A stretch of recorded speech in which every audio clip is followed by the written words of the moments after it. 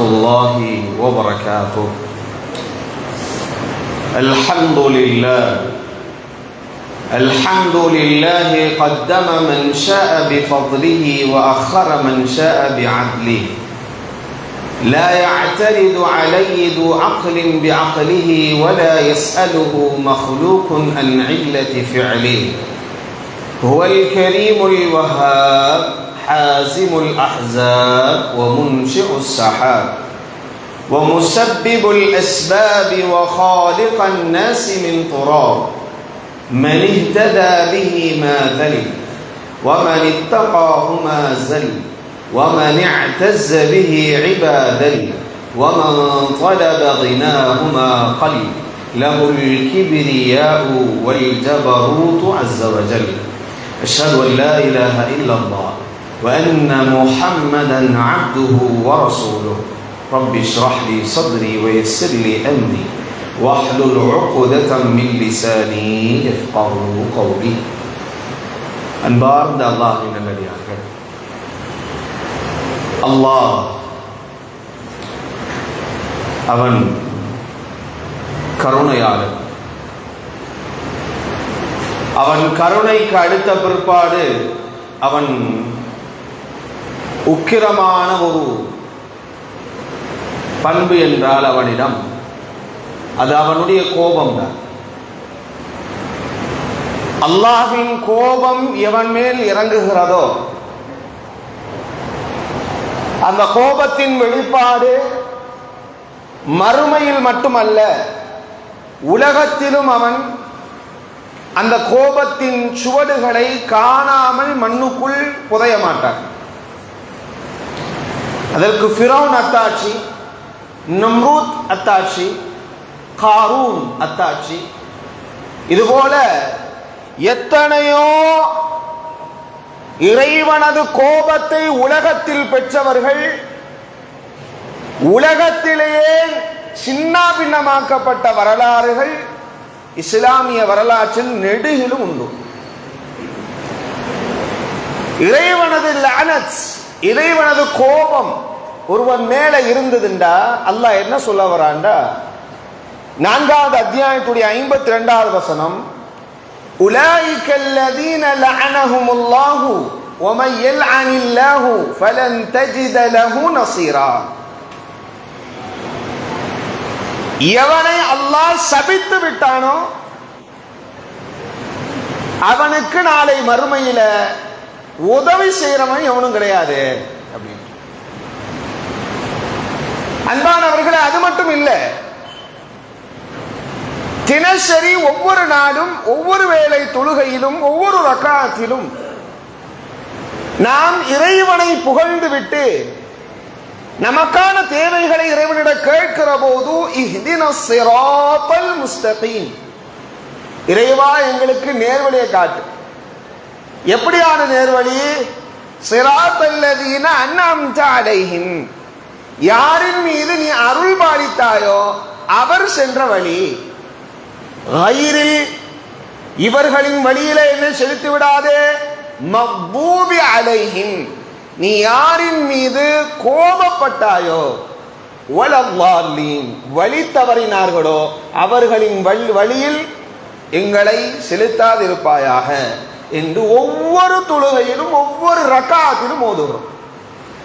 ரமலான் மாசம் வந்துட்டா கூட ஓதுறோம். அன்பானவர்களே, இந்த கைரில் மக்தூபி அலைஹிம்னா யாரு? அல்லாஹ்வின் கோபத்திற்கு உரித்தானவர்கள் என்றால் யாரு என்பதை விளங்கணும். அல்லாஹ்வின் கோபம் என்று நாம் பேசுகிற போது கோபப்பட்டா தண்டனையையும் இப்பவே பேசி முடிச்சாகணும். எனக்கு நாளைக்கு தண்டனை என்ற தலைப்பு இருக்கு, அதை பேசுறதுக்கு நேரம் இருக்கிறது என்பதனால் இறைவனது கோபத்தை சாபத்தை பெற்ற ஒரு கூட்டம் இன்று வரையிலும் மக்களின் சாபத்தையும் இறைவனது சாபத்தையும் பெற்று கொண்டிருக்கிற ஒரு குழு. சமீபத்தில் ஒரு 4.5 அல்லது 5 வருட காலமாக அவர்களின் கொட்டங்கள் எல்லாம் தம்பட்டம் அடிக்கப்படுகிற அளவுக்கு இறைவன் வெளிப்படுத்தியிருக்கிற ஒரு சூழல். எவைகளை எல்லாம் மறைத்து சதிவலைகளை சிலந்தி வலைகளை போல பின்னி வைத்திருந்தார்களோ அவைகளை எல்லாம் இறைவன் ஊதி தகர்த்து கொண்டிருக்கிற ஒரு கூட்டம். அந்த கூட்டம் சாதாரண கூட்டம் அல்ல. எல்லா உம்மத்திற்கும் இறைவன் லா இலாஹ இல்லல்லாஹ் கலிமாவை பறைசாற்றவும் நடைமுறைப்படுத்திடவும் நபிமார்களை அனுப்பினான் என்பது ஒரு நபிமார்களும் ஒரு சமூகமும். ஆனால் இந்த சமூகத்திற்கு லா இலாஹ இல்லல்லாஹுவை சொல்ல மட்டும் வரவில்லை,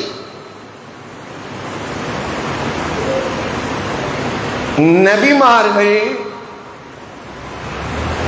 இறைவனது நிலையை உறுதிப்படுத்திட வந்தவர்களை எல்லாம் இலகுவாக காவு கொடுத்த ஒரு மோசமான கூட்டம்.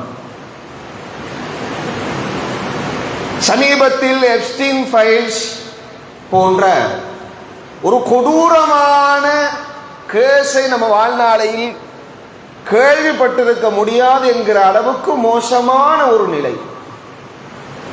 அவன் எந்த இனத்தை சார்ந்தவன் என்பதும் கொட்டமடிக்கப்பட்டிருக்கிறது.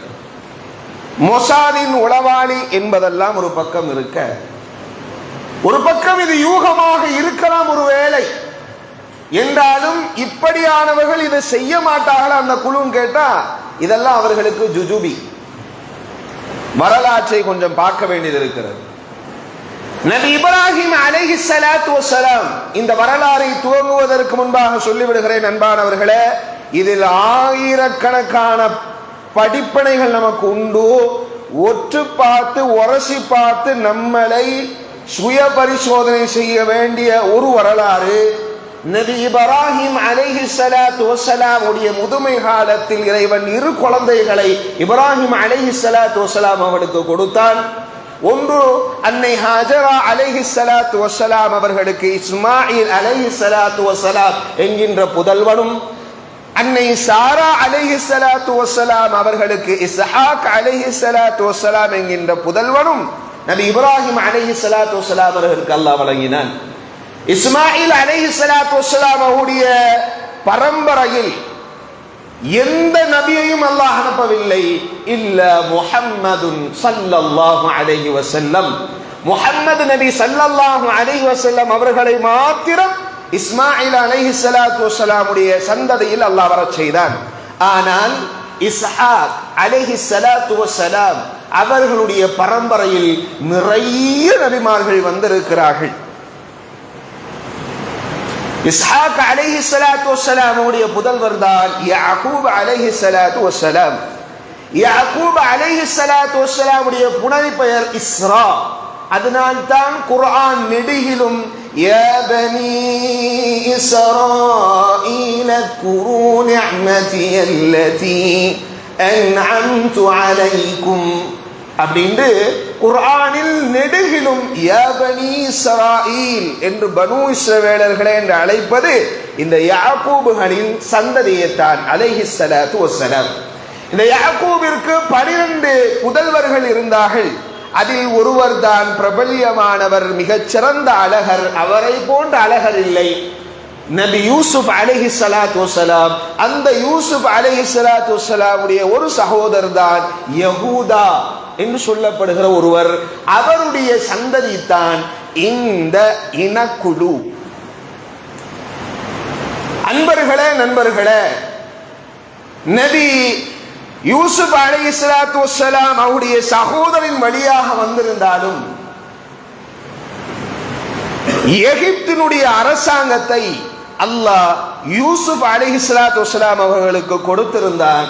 யூசுப் அலைஹிஸ்ஸலாத்து வஸ்ஸலாமுடைய கருணையின் காரணமாக, மன்னிப்பின் காரணமாக எகிப்திற்குள் அவருடைய 11 சகோதரர்களும் உடைய வாய்ப்பு கிடைக்கிறது. அரசாங்கத்திலும் பொறுப்புகளை வகிக்கிறார்கள். அவர்களின் ஆட்சி கீழ்தான் எகிப்து நாடு இருந்தது. இந்த எகிப்து நாடு அவர்களின் ஆட்சிக்கு கீழ் இருந்தது என்பதை தாண்டிலும் காலங்கள் மாற மாற கிபதி என்கின்ற இனமும் அந்த எகிப்து நாட்டில் வாழ்ந்திருந்தது. இந்த கிபதி இனத்தை சார்ந்தவர்கள் தான் ஃபிரௌன் போன்றவர்கள். ஃபிரௌன் என்றால் அரசர் என்று பொருள். அவருடைய பெயர் ஃபிரௌன் அல்ல.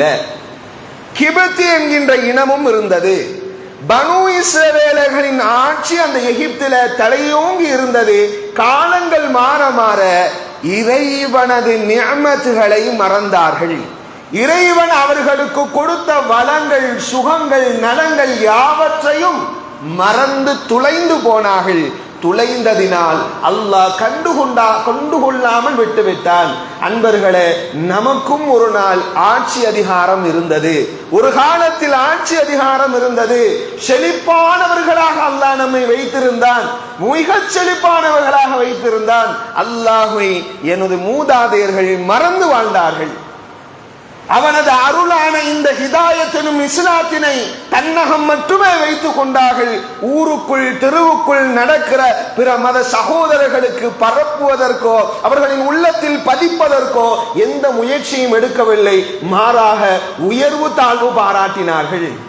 என் முஸ்லிம் தெருக்குள் நீ நடக்க வேண்டும் என்றால் தலையில் இருக்கிற தலைப்பாகை உனது இடுப்புக்கு வந்துவிட வேண்டும் என்பதாகவும், நீ என் தெருக்குள் நுழைகிற போது செருப்பு அணியாமல் இருந்திட வேண்டும். என் தெருக்குள் நீ நுழைவதாக இருந்தால் உன் கையில் உனது காலணிகள் வந்துவிட வேண்டும் என்பதாகவும், நீ நிமிர்ந்து நடக்கக்கூடியவனாக இருந்தால் என் தெருக்குள் நுழைகிற போது நீ நிமிர்ந்து நடக்க கூடாது, கூன் விழுந்தவனாக நடந்து திரிய வேண்டும் என்று கட்டளை பிறப்பித்த மூதாதைய இஸ்லாமியர்களும் உண்டு. எந்த சமூகம் இறைவன் கற்பித்த ஒழுங்குமுறைகளை மறப்பதின் காரணம் இறைவனை மறக்கிறார்களோ அவர்களை அல்லாஹ் மிக பெரும் சீரழிவை உண்டாக்கி நான் இருக்கிறேன் என்கின்ற அத்தாட்சியை கொடுத்து திருப்பி மீள வைத்து அல்லாஹ் அரசாங்கத்தை கொடுப்பான். பெரிய பெரிய ஆட்சி அதிகாரம் என்பதெல்லாம் வேண்டாம். நீ என்னை நினைவுகூர், எனது இபாதத்தில் எனது கடமைகளை நீ சரிவர செய், உன் காலடியில் உனது அரசாட்சியை நான் தூக்கி போடுறேங்கிறார். எதுக்கு என்ன வேண்டும்? உதுகுரு நிஅமத்தல்லாஹி அலைக்கும். கிபதி என்கின்ற இனம் பனு இஸ்ரவேலர்களின் அடிமைகளாக இருந்தது. கடுமையான வேலை கொடுத்தார்கள். ஃபிரௌனுக்கு என்ன வேலை தெரியுமா? பிணம் காட்டில், சுடுகாட்டில் பிணம் எரித்தலும் பிணம் புதைத்தலும் தான் இந்த ஃபிரௌனுக்கு கொடுக்கப்பட்ட பணி. கிபித்தியர்களுடைய வேலைய இந்த வேலை தான். அல்லாஹ் நான் ஏற்கனவே சொன்னதை போல காலத்தை புரட்டுகிறான், மாற்றுகிறான். கிபித்தி இனத்தவர்களுக்கு அரசாட்சி வருகிறது, ஆட்சி அதிகாரம் வருகிறது. இவர்கள் செல்வ போகத்தில் மயங்கி மயங்கி மயங்கி தளர்ந்து கொஞ்சம் கொஞ்சமாக கிபித்தியினர்கள் உள் நுழைந்து நுழைந்து நுழைந்து ஆட்சியை பிடித்தார்கள். எண்ணிக்கை கூடி ஆட்சியை பிடிக்கிறார்கள். பிடித்த பிற்பாடு பனு இஸ்ரவேலர்களை இந்த ஃபிரௌன் துரத்தி துரத்தி சின்னாபின்னமாக்குகிறார். அல்லாஹ் குர்ஆனில் சொல்வான், யுதப்பிஹூன அப்னாஅக்கும் வயஸ்தஹ்யூன நிசாஅக்கும். இமாம் தபரி ரஹ்மத்துல்லாஹி அலைஹி, யுதப்பிஹூன அப்னாஅக்கும், அவர்கள் ஆண் குழந்தைகளை கொல்லுவா. அந்த ஃபிரௌன் வருது, வெறுமன தபஹ என்றா கொன்றான் அர்த்தம். யுதப்பிஹூனண்டா சைக்கோ கொலைக்காரன் இருக்கான்ல, அவன் கூட இப்படி யோசிக்க மாட்டான். அந்த அளவுக்கு மோசமான முறையில கொன்றான் அவர்களுடைய ஆண் குழந்தைகளை அப்படின்னு வருது. உவமையா, யாராவது அவன் ஊர்ல அவன் ஆட்சி கீழே உள்ள பெண்கள் யாராவது ஒரு ஆள் குழந்தை உண்டாயிட்டான்டா, அந்த பிள்ளை பொம்பளை பிள்ளை அவ வயிற்றுல இருக்கிறது ஆம்பளை பிள்ளைன்ற ஒரு யூகம் வந்துட்டாலே, இந்த ஃபிரௌனினுடைய சிப்பாய்கள் நேரம் அந்த வீட்டுக்கு போய் அந்த பொம்பளையை பிடிச்சி கூட்டிட்டு போயிடுவாங்க. கூட்டிட்டு போனா தூரத்துல ஒரு மைதானத்துல கம்புகள் நாட்டப்பட்டிருக்கும், சிலுவை கம்புகள் போன்று. சிலுவை கம்புகள் போன்று நாட்டப்பட்டு கைகள் ஒரு பக்கமும் கால்கள் இரு பக்கமாக இழுத்தெடுத்து நல்ல இறுக கட்டியிருப்பாங்க. கெட்டிவிட்டு கீழே கூர்மையான மூங்கில் கம்புகளை சரியான மூங்கில் கம்புகளை சரியாக பதம் பார்த்து கீற்றெடுத்து கூர்மை பார்த்து பதம் பார்த்து கீழே நாட்டி இருப்பார்கள். இந்த தாய் ஒரு மாதத்தில் பிள்ளை பெற்கக்கூடியவளாக இருக்கலாம், 10 நாளில் பிள்ளை பெற்கக்கூடியவளாக இருக்கலாம். அன்றைய காலத்தின் யூகத்தின்படி இதனை இந்த தாயை கெட்டுவார்கள். அந்த தாய் தண்ணீர் குடிக்க முடியாது, பசிக்கு சாப்பிட முடியாது, உஷ்ணத்தின் கடும் உஷ்ண வெயிலில் அவள் நின்று கொண்டிருப்பாள். சற்றென அவள் ஒரு மாத காலமோ 10 நாட்களுக்கு பின்னாலோ குழந்தை ஈண்டெடுப்பாள். கால் விரிந்திருக்கிறது, அவளுக்கு வேதனையின் காரணமாக பிள்ளை ஈண்டெடுப்பாள். தொப்புள் கொடியோட தொப்பென அந்த மூங்கிலில் வந்து சொருகும் பிள்ளை. சொருகிய பின்னால் இந்த தாய் கால் வலி தாங்க முடியாமல் ஒரு காலை எடுத்து தன் பிள்ளையின் மேலே வைத்து நிற்கக்கூடிய அளவுக்கு அவளுக்கு வேதனை உண்டாகிறது. இப்படி கருண கொடூரமாக கொன்றார் இந்த ஃபிரௌன். நண்பர்களே, இப்படி சோதனைக்குள்ளாக, சோதனை ஈஸியா இருக்கு. நம்ம முஸ்லிம்கள் ஏங்க இவ்வளவு சோதனை? இதெல்லாம் சோதனை இல்லை. அல்லாஹ் பாதுகாக்கட்டு. நான் இறைவனின் பக்கம் முழுமையாக திருந்தாத வரையிலும் இறைவனது சோதனைக்கு நான் அகப்பட்டே தீருவேன். திரும்புகிற வரையிலும் அல்லாஹ் கடுமையாக சோதிப்பான். இந்த பனு இஸ்ரவேலர்களை அல்லாஹ் இப்படி சோதித்தான். இன்னைக்கு பிரமிடுகளை பார்த்து பிரமிக்கிறார்கள். இது ஒருவேளை மனிதன் கட்டியிருக்க வாய்ப்பு இருக்காது, ஒருவேளை ஏலியன் கட்டியிருக்குமோ என்பதாக. ஏலியன் கட்டவில்லை. இந்த கிபித்தியினர்கள், இந்த ஃபிரௌன் இந்த பனு இஸ்ரவேலர்களை இப்படி கொடுமை செய்து இந்த கல்லறைகளை நாட்டினான். பெரும் பெரும் கல்லறைகளாக பிரமிடுகளாக இருக்கிறதே, அதை கட்டியவர்கள் இந்த பனு இஸ்ரவேலர்கள். இந்த சமுதாயத்திற்கு மறுமலர்ச்சியாக ஒரு மனிதரை அல்லாஹ் அனுப்பினார், மூசா அலைஹிஸ்ஸலாத்து வஸ்ஸலாம். அவருடைய வரலாறு தெரியும், நான் விரிவாக அதுக்குள்ளே போகவில்லை. இந்த மூசா அலைஹிஸ்ஸலாத்து வஸ்ஸலாம் அவர்களை அல்லாஹ் அனுப்புகிறான். ஒரு பக்கம் சோதனை என்றாலும் ஒரு பக்கம் வெற்றிக்குண்டான வேலை அல்லாஹ் ஏற்படுத்தி இருப்பான். கண்டெடுக்கிற காலமாகும். எடுக்கிற காலத்திற்கு நேரம் என்ன தெரியுமா? இறையச்சம் தான் நேரம். இறையச்சம் ஒழுங்குபடுத்தப்பட்டு விட்டால் அந்த உதவி நமக்கு தென்பட்டு விடும். நண்பர்களே, மூசா அலைஹிஸ்ஸலாத்து வஸ்ஸலாம் அவர்கள் தனக்கு எந்த ஒரு கட்டளையுமே இல்லாமல் உதிப்பின் காரணமாகவே பனு இஸ்ரவேலர்களுக்கு உதவ ஆரம்பித்து விட்டார். அவர்களுக்கு ஏதேனும் கஷ்டம் என்றால் உடனே கை கொடுக்கக்கூடியவராக இருந்தார், உடனே கை கொடுப்பார். ஆனா இந்த பனு இஸ்ரவேலர்கள் மூசாவை பார்த்து அடிக்கடி சொல்வார்கள். குர்ஆன்ல அல்லாஹ் சொல்றான், அந்த வசனங்களை ஓதி போனா டைம் ஆயிரும். பனு இஸ்ரவேலர்களை சொல்றாங்க, மூசாவே, நீ வருவதற்கு முன்பாக நாங்கள் எப்படி சோதனைப்பட்டு கொண்டிருந்தோமோ, அகப்பட்டு கொண்டிருந்தோமோ, கஷ்டப்பட்டு இருந்தோமோ, நீ வந்த பிறகும் அந்த மாதிரியான கஷ்டத்தை விட அதை விட கூட தான் கஷ்டப்படுறோமே தவிர எங்களுக்கு எந்த மனமலர்ச்சியும் புதுமலர்ச்சியும் வர இல்லையே, கஷ்டம் தான் உன்னால அப்படின்னு சொன்னாங்க. மூசா அலைஹிஸ்ஸலாத்து வஸ்ஸலாம் இவர்களுக்காக மிகப்பெரும் புரட்சியை மேற்கொண்டார்கள். நண்பர்களே, ஒரு நபியை எந்த சமூகமும் நிர்வாணமாக பார்த்திட ஆசைப்படாது. தன் சமூகத்தின் தலைவரை நிர்வாணியாக பார்க்க எந்த சமூகமும் ஒற்றுக்கொள்ளாது. எனக்கு பிடித்த தலைவரை நான் அப்படி ஆக்க மாட்டேன். எனக்காக ஒருவர் ஓடி உழைக்கிறவரை இப்படி அசிங்கமாக பார்ப்பதற்கு ஒரு மனிதனாக நினைத்து பார்க்க மாட்டேன். ஆனால் நண்பர்களே, பனு இஸ்ரவேலர்களிடத்தில், அந்த யூதர்களிடத்தில், அந்த இனக்குழு யூதர்கள், அந்த யூதர்களுடைய பழக்க வழக்கம் நிர்வாணமாக பொதுவெளியில் குளிப்பது. இப்படி குளிக்கிற போது மூசா அலைஹிஸ்ஸலாத்து வஸ்ஸலாம் மறைவில் குளிப்பார்கள். மூசாவை பற்றி அலைஹிஸ்ஸலாத்து வஸ்ஸலாம் தப்பான விஷயத்தை பரப்ப ஆரம்பித்தார்கள். அவருக்கு ஏதோ உட்புறம் ஒரு நோய் இருக்கிறது என்பதாக, அந்த நோயை சொல்ல நான் விரும்பவில்லை. இந்த நோய் இருக்கிறது என்பதாக சொல்லி சமூகத்துக்கு மத்தியில் பெருமளவு ஃபித்னாவை கிளப்புகிறார். அதை மூசா கண்டுகொள்ளவில்லை. ஆனால் நபியை தூய்மைப்படுத்துகிறது அல்லாஹ்வினுடைய வழி. அல்லாஹ் அதை செய்தே ஆகுவான்.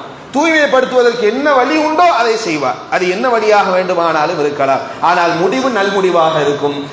மூசா அலைஹிஸ்ஸலாத்து வஸ்ஸலாம் சஹீஹ் புகாரி முஸ்லிம்ல வரக்கூடிய செய்தி, நதியின் ஓரத்தில் குளித்து கொண்டிருக்கிற வேளையில் குளித்துவிட்டு எழுகிற போது நதியோடு தனது துண்டை அடித்து விட்டு போன பிற்பாடு துண்டை பிடிப்பதற்காக நதியின் பால் ஓடுகிறார். ஓடுகிற ஓட்டத்தை அந்த இஸ்ரவேலர்கள் பார்க்கிறார்கள், அந்த யூதர்கள் பார்க்கிறார்கள். அந்த நோய் இல்லை என்பதாக விளங்கிக் கொண்டு நபி மிக தூய்மையாகவும் நோயற்றவராகவும் நல்ல தெள்ள தெளிவான உடல் தேகத்தோடும் இருக்கிறார்கள் என்று கண்டு கொண்டார்கள். இப்படி ஒரு மோசமான சமூகம் இந்த சமூகம்.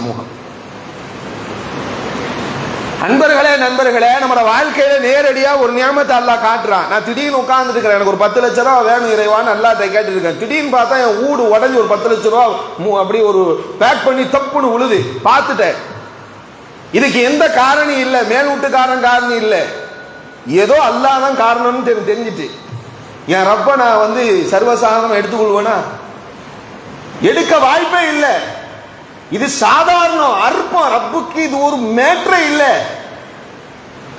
அன்பானவர்களே, சமூகம் ஓடுது கடலை நோக்கி. கடலை எவனோ ஒருத்தன் தரையிட்டு தடுத்தது போல, கண்ணாடி சுவற்றை எழுப்பாட்டியது போல அப்படி அணைகள் நின்று கொண்டு இருக்குது. பவளப்பாறை மேல நடந்து போறாங்க. அப்படி நிற்கும் போது கூட பாம்பெல்லாம் பார்த்து, நமக்கு வரலாறு தெரியும், பாம்பெல்லாம் பார்த்துட்டு இதெல்லாம் இது உண்மையிலே இதுதான் அதுதான் சொல்லி மக்கள்லாம் இருக்காங்க. சில பேருக்கு அது தெரியுது. சில பேரை பார்த்த உடனே மக்கள் பனு இஸ்ரவேலர்கள் எல்லாம் அவர்களுக்கு பின்னாடி ஓடி வர ஆரம்பிச்சிட்டாங்க. ஏன்னா அல்லாஹ்வுடைய நியாமத்தை, அல்லாஹ்வுடைய அத்தாட்சியை பார்த்துட்டு கிட்ட வந்த பின்னாடி கூட இன்னால முதுரக்கூன், என்னப்பா உங்களோட அல்லாஹ்வும் நீயும் என்ன கைவிட போறீங்களா? பின்னாடி ஃபிரௌன் வரான், முன்னாடி கடலு, இப்படி மாட்டி விட்டுட்டீங்களேன்ட்டானு. இன்னமாக ரப்பி சயஹ்தீன், என் ரப்பு எனக்கு வழிகாட்டுவான், என் ரப்பு எனக்கு உதவுவான். யா மூசா, மூசாவே உமது தடியை தூக்கி கடல்ல அடி, கடல் பிளக்குண்டான். கடல் பிளந்தது. யோசிக்க நேரமற்ற ஃபிரௌன் மூழ்கடிக்கப்பட்டான். அவர்கள் அக்கறையை சேர்ந்தார்கள், பனு இஸ்ரவேலர்கள். அக்கறையை சேர்ந்த பின்னால் நண்பர்களே குர்ஆன் சொல்லுது, இவ்வளவு பெரிய அத்தாட்சி இது அல்லாஹ்வுக்கு சாதாரண விஷயம், பெரிய விஷயமே கிடையாது. ஆனா நமக்கு பெரிய விஷயம். கரை ஒதுங்கி அக்கறைக்கு போன பின்னாடி அங்க உள்ள ஒரு மனித குழு, ஒரு இனக்குழு ஒரு சிலையை வச்சு வணங்கிட்டு இருக்குதா அவங்களுடைய இறைவனை. உடனே மூசாட்ட போய், அன்பானவர்களை கவனிங்க, மூசாட்ட போய், யா மூசா, இந்த வணங்குறானோ இல்ல, என்ன அழகா இருக்குது, இஜால்லனா இலாஹன் கமாலஹும் ஆலிஹா. மூசா, இந்த மாதிரி ஒரு சிலைய உண்ட ரப்புக்காக வடித்து எங்களுக்கு தர முடியுமா? உனக்கு அல்லாஹ் அல்லான்னு சொல்றீங்க, எந்த உருவமும் இல்லை போல தெரியுது. அல்லாஹ்வுக்கு ஒரு உருவத்தை கொடுத்து அதை ஒரு சிலையா வடிச்சு எங்களுக்கு தர மாட்டியா? இஜால்லனா இலாஹன் கமாலஹும் ஆலிஹா. எவ்வளவு பெரிய மோசமானவனு பாருங்க. இன்னாலக்கும் கௌமன் தஜ்ஹலூன். மூசா அலைஹிஸ்ஸலாம் உடனே சொன்னார், அட முட்டா கூட்டமே, இப்பொழுதுதானே இறைவனது பெரும் அத்தாட்சியை பார்த்து விட்டு வந்திருக்கிறீங்க. உடனே அடுத்ததா இந்த கடவுள்கள் எல்லாம் அழியக்கூடியது, இதற்கான எந்த சக்தியும் அதுக்கு இல்லை. நீ கரைத்து தூளாக்கி இந்த கடலில் தூக்கி போட்டாலும் அது கரைந்து போகுமே தவிர அதற்கான எந்த ஆற்றலையும் கோபிப்பையும் அந்த கடவுள்கள் ஏற்படுத்த முடியாது என்று உணர்த்துகிறார். அதோட உடல் அன்பர்களே அங்கேயே வாழ்றாங்க, கொஞ்ச நாள் வாழ்றாங்க. மூசா அலைஹிஸ்ஸலாத்து வஸ்ஸலாம் அவர்கள் இந்த மக்களை பண்படுத்துவதற்காக, இறைவா எனக்கு வேதத்தை தான் கேட்டார். உடனே அல்லாஹ் சொன்னா, தூர்சினா மலைக்கு வா, 40 நாள். ஹாரூனை கூப்பிட்டார் மூசா அலைஹிஸ்ஸலாத்து, ஹாரூன், நான் விட்டுட்டு போறேன், இந்த சமூகம் கொஞ்சம் மோசமான டேஞ்சரஸ் ஃபெல்லோஸ், எனவே நீங்க இவனை கொஞ்சம் கவனமா கவனிச்சுக்கிடணும், ஒழுங்கா கவனிச்சுக்கிடுங்க, விட்டுட்டா தப்பிச்சு ஓடிடுவான், ஒழுங்கா பாத்துக்கிடணும் அப்படின்னு சொல்லிட்டு போறார். மூசா அலைஹிஸ்ஸலாத்து வஸ்ஸலாம் தூர்சினா மலைக்கு 40 நாள் பயணம். அல்லாஹ் அங்க ஏடுகளை எழுதி அனுப்பிட்டு இருக்கான். கட்டையில ஏடு, குர்ஆன்ல வருது. கட்டையில அல்லாஹ் வசனங்களை, அவனோட தௌராத் என்ற வேதத்தை எழுதி அல்லாஹ் கொடுத்து அனுப்புறான். அவர் அங்கேருந்து வர்றார். வந்து போட்டா இங்க தூரத்துல ஆவலோட வர்றார். ஏடா இந்த மக்களை பண்படுத்துறதுக்கு வேதம் அவசியம், அந்த வேதத்தை கொண்டு வர்றார் பண்படுத்தலாம் என்று சொல்லி. வந்து பார்த்தா இந்த வேதத்தையே தூக்கி போடுற அளவுக்கு அங்க ஒரு சம்பவத்தை வச்சிருக்கான். பார்த்தா வந்துகிட்டு இருக்காரு, தூரத்துல எதையோ ஒன்ன வச்சுக்கிட்டு, மிளிர்ற ஒன்ன வச்சு இப்படி தலையை ஆட்டிக்கிட்டு மேலையும் கீழையும் புரிஞ்சுக்கிட்டு இருக்கான்.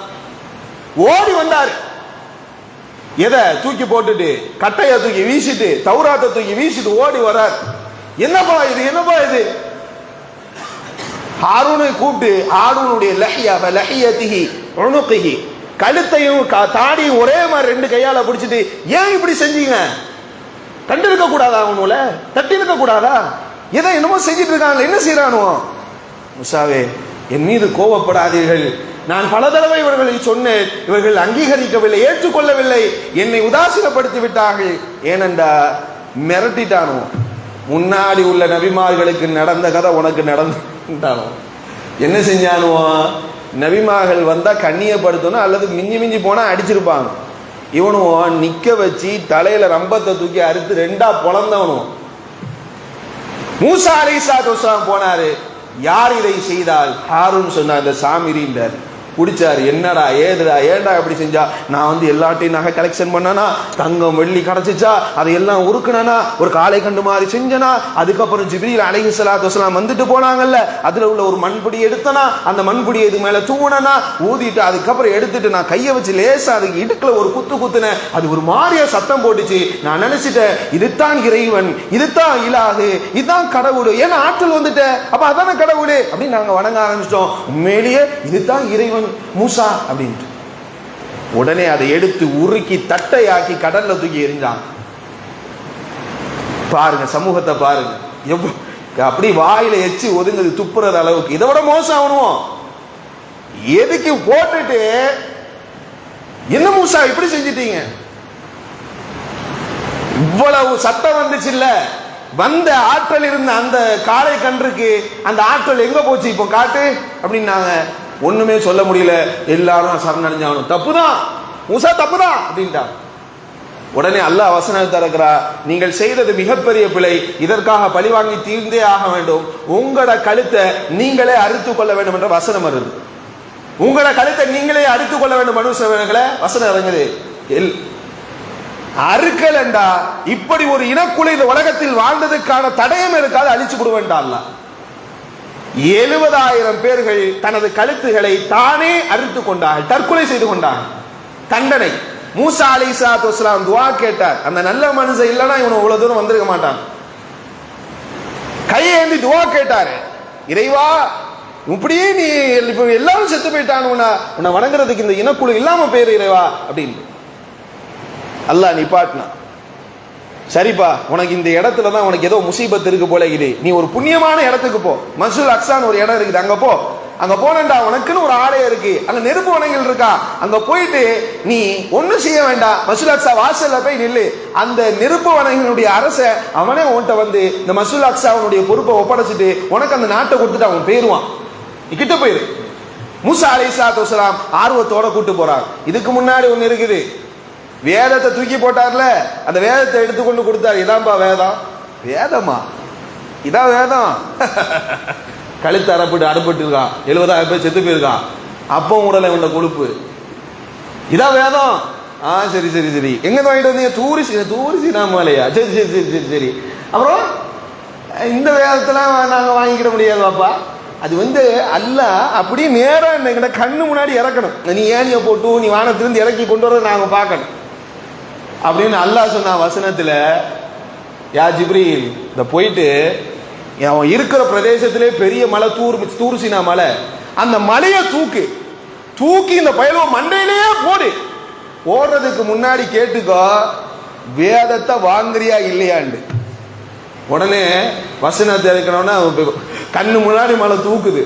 இதை பார்த்தாங்க அப்படியே, ஐயோ மூசா ஏதோ வேதம் தரேன்னு சொன்னீங்களே, அது எங்க அப்படின்னு கேட்டு வாங்கிட்டாங்க. எவ்வளவு பெரிய கிறுக்கணவு பாருங்க. அந்த மலை அப்படி ஒரு நல்ல வேலை தலை தப்பிச்சு அவனுக்கு. நேர மஸ்ஜிதுல் அக்ஸாக்கு போறானோ, அங்க நெருப்பு வனையெல்லாம் இருக்கானோ, தூரத்துல ஒரு கல்லு பாறையா இருந்துச்சு, அதுக்கிட்ட உட்காந்துட்டானோ அப்படியே நச்சுன்னு. மூசா பாக்குறாரு, எஞ்சி வாங்கடா போவாங்க அப்படின்னு. உடனே மூசா சொல்றானோ, காலை இன்னக்கும் கௌமுன் ஜப்பாரும், அவர்களெல்லாம் அடக்கி ஆடக்கூடிய பெரும் பெரும் ஆட்களுடைய பெரிய பெரிய ஆயுதங்களை வச்சிருக்கக்கூடிய மக்கள், அவங்க கூட போய் நான் எப்படி போராடுறது? அப்ப நீயும் மூசா நீயும் உன்ட ரப்பும் போய் போரிடுங்களேன், நாங்க நாங்க கொஞ்ச நேரம் உட்கார்ந்துக்கிறோம், நீ வெச்சியை மட்டும் வாங்கிட்டு என்ன கூப்பிடு, அங்கே இருந்து எங்க வாங்கடா அப்படின்னு கூப்பிட்டா நான் ஓடி வந்துருவோம். கிறுக்கணுல பாத்தீங்களா? அங்க சொன்னாங்க, அல்லாஹ் என்ன சொல்றா, வாசல்ல போய் நில்ல, அவனே தந்துருவான்டா, ஒன்னும் செய்ய மாட்டான், பயப்படாத. இன்னைக்கு என்னதாங்கிறானே, இது ஏன் நிலங்கிறான், அண்டி பிழைக்க வந்தவன் ஏன் நிலங்கிறான். அன்பான அல்லாஹ் நல்லடியார்களே, அல்லாஹ் என்ன சொன்னா, உனக்கு மஸ்ஜிதுல் அக்ஸாவும் கிடையாது, அந்த இடமும் கிடையாது, போங்கடா 40 ஆண்டு தட்டி தடுமாறு, அந்த பாலைவனத்தை தட்டி தடுமாறணும், ஒண்ணும் கிடையாது உங்களுக்கு, இதான் தண்டனை, நீ எங்கேயும் போகடா, நாடோடியே திருச்சிக்கிட்டே இரு அப்படின்னு. உட்கார கூடாது, நடந்துகிட்டே இருக்கணும், இல்லாட்டி உண்ட அதாவது கடுமையா இருக்குன்ட்டா ரப்பு. திரியிறான் திரியிறான் திரியிறான் திரியிறான் திரியிறான். எல்லாம் கருணையால மூசா நபிட்ட வந்தானோ அவனும், யா மூசா, வெயில் கடுமையா இருக்கு, பாலைவனம் வெயிலாக்கும், சூடு என்னன்னு தெரியுது உங்களுக்கு, கொஞ்சம் அல்லாட்ட கொஞ்சம் ஏதாவது சலுகை வாங்கி தரையிலுமா நீங்க கேட்கிறானோ குழஞ்சி. அல்லாஹ் சொன்னா,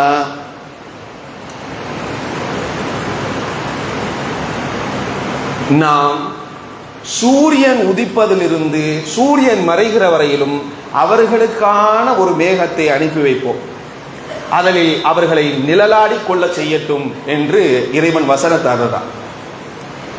அதுவும் குர்ஆன்ல சூரா பக்ரால சொல்றாங்க. மூசா, மேகம் வந்து போட்டு அழகா நிழலா இருக்குது, சரிதான், ஆனா குடிக்கிறதுக்கு தண்ணி எதுவுமே இல்லையே, தண்ணி ஏற்பாடு பண்ண. மூசா அல்லாஹ்ட்ட துவா கேட்டார். உடனே ரப்பு குர்ஆன் சொன்னா, வைதிஸ்தஸ்கா மூசா லிகௌமிஹி ஃபகுல்னா ضرب بعصاك الحجر فانفجرت منه 12 عينا. எப்பா ஒரு பாறை இருக்கும், அதை போய் அடி, பக்கத்தில் ஒரு பாறை தண்ணி வேணும் கேட்குறானோ, என்ன செய்ய, குடு, அதை அடி, உனக்கு பல கீழ்ச்சுகளாக உனக்கு வந்து தண்ணி வரும், அதை எடுத்து பகுக்க சொல்லு. தண்ணியை நல்லா குடிச்சு போட்டு சாஞ்சானோ, சாஞ்சி போட்டு, மூசா நிழலுக்கு நிழல், தண்ணிக்கு தண்ணி, அடுத்தது என்ன, பசிக்கும் தானே வயிற்றுக்கு, ஏதாவது ஒன்று ஏற்பாடு தண்ணி அல்லாஹ்ட்ட சொல்லி தாவ ஏதாவது தாவ.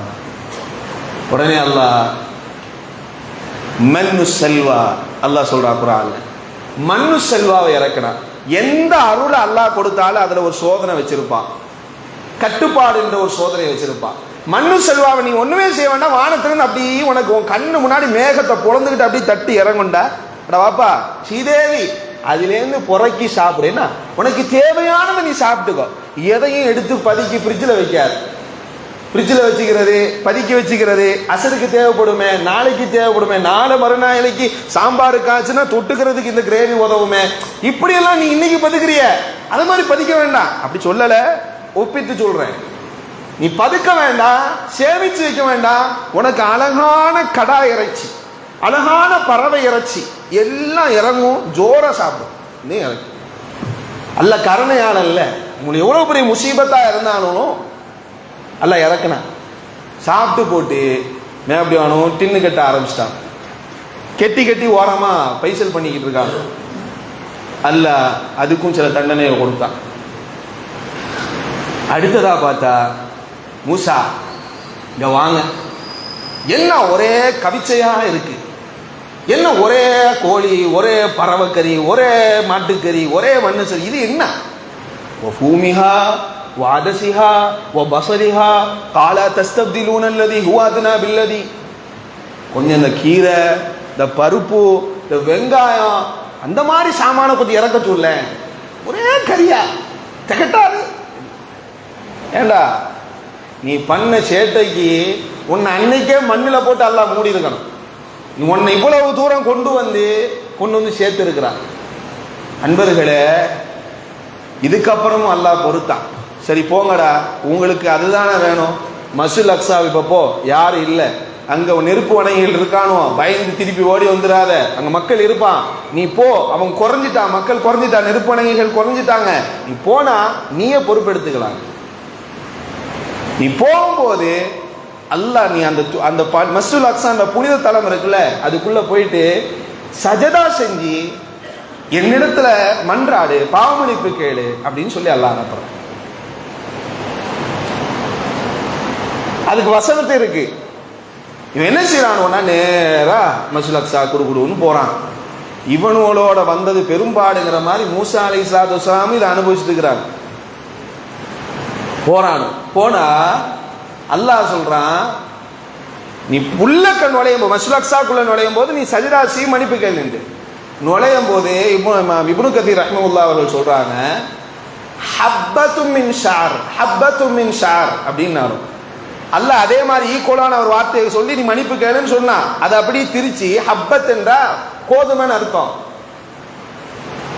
பிட்டி இருக்குல்ல, துபுர் ஷரீஃப் பிட்டி, அந்த வாசலுக்குள்ள அந்த பள்ளி வாசலுக்குள்ள நுழையும் போது பிட்டியை காமிச்சுக்கிட்டு நுழைஞ்சான் உள்ள. ஹப்பத்து மின் ஷார், ஹப்பத்து மின் ஷார், ஹப்பத்து மின் ஷார் அப்படின்னா என்ன? தொலி கோதுமை, தொலி கோதுமை, தொலி கோதுமை என்று இறைவன் நிலைய, இறைவன் சொன்ன வார்த்தைக்கு புறம்பாக கேலி கிண்டல் செஞ்சவளா அந்த மஸ்ஜித் அக்ஸாக்குள்ள நுழைஞ்சாங்க. அன்பானவர்களே, இந்த சமூகத்தை நபிகள் நாயகம் ஸல்லல்லாஹு அலைஹி வஸல்லம் பல சமயங்களை ஒப்பிட்டு இருக்கிறார். எதோடு ஒப்பிட்டு இருக்காங்க தெரியுமா? எவன் ஒருவன் மார்க்க சம்பந்தமான விடயங்களை பேசப்படுகிற போது, அவர்கள் மத்தியில் இருக்கக்கூடிய பிழைகளை பற்றி பேசுகிற போது, இதுக்கு இதுதான் தீர்வுன்னு மார்க்க தீர்வு கொடுக்கிற போது, காலு சமிஅனா வ அத்தஅனா என்று சொல்வது முஸ்லிம்களின் வார்த்தை. மூசா அலைஹிஸ்ஸலாத்து வஸ்ஸலாம் அவர்களுக்கு முன்னாடி உரை நிகழ்த்திட்டே இருப்பாரு, மார்க்கத்துடைய விஷயத்தெல்லாம் பேசிட்டே இருப்பாரு. பேசிட்டு முடிச்ச பின்னாடி அவனுக்கு சொல்லுவானு, மூசா காலு சமிஅனா, உங்கள்கிட்ட எல்லாத்தையும் நாங்கள் கேட்டோம், எல்லாம் நீங்கள் சொன்னதுதான் சரிதான், நான் எல்லாத்தையும் கேட்டுட்டோம். வா அசைனா, நான் மாறு செஞ்சே தீருவேண்டுவோம். மூசா அலைஹிஸ்ஸலாத்து வஸ்ஸலாம் அவங்களை கௌமை ஒப்பிட்டு தான் நபி ஸல்லல்லாஹு அலைஹி வஸல்லம் சொன்னாங்க, நீங்கள் அப்படி சொல்ல போறீங்களா? காலு சமிஅனா வ அசைனா சொல்ல போறீங்களா? யா ரசூலல்லாஹ் எப்படி சொல்லுவோம்? காலு சமிஅனா வ அத்தஅனா, நாங்கள் கேட்டோம் கட்டுப்பட்டோம் என்று சொல்லுவோம். அன்பர்களே, நண்பர்களே, இவ்வளவு ஒரு மோசமான சமூகம் இன்றும் ஒழியாமல் அழியாமல் இன்றும் இருக்கத்தான் செய்கிறது. அல்லாஹ் குர்ஆனில் ஒரு இடத்துல சொல்றா, ஒமை யக்துல் முஃமினம் முத்தஅம்மிதன் ஃபஜஸாஉஹு ஜஹன்னம காலிதன் ஃபீஹா, எவன் ஒருவன் வேண்டுமென்றே ஒரு மூமினுடைய உயிரை பறிக்கிறானோ அவனுக்கு கூலி நரகம்தான். வகதிப அல்லாஹு அலைஹி, அவன் மீது அல்லாஹ் கோபப்படுகிறான். வலஅனஹு, அவனை சபிக்கிறான். வஅத்தலஹு அதாபன் அதீமா, மறுமையில நரகத்துல அவனுக்கான ஒரு இடத்தை நான் ஒதுக்காம இல்ல அப்படின்னு குர்ஆன் சொல்லு. அன்பர்களை தேடி தேடி கொள்றான், தேடி தேடி கொண்டான், இன்னும் கொல்லுவான். என்ன சதிவலைகளை பின்னணுமோ அவனுக்கு மார்க்க நியதி என்றோ கட்டுப்பாடு என்றோ வரையறை என்றோ எந்த ஒன்றையும் அவனை வரையறுத்து ஒரு கோட்டில் நிற்க வைக்க முடியாது.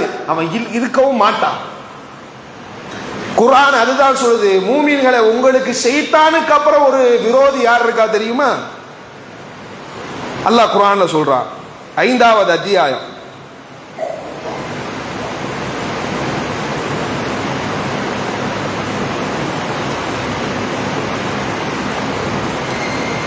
5வது அத்தியாயத்துடைய 82வது வசனம், லதஜிதன்ன அஷத்தன்னாஸி அதாவத்தன் லில்லதீன ஆமனுல் யஹூத்.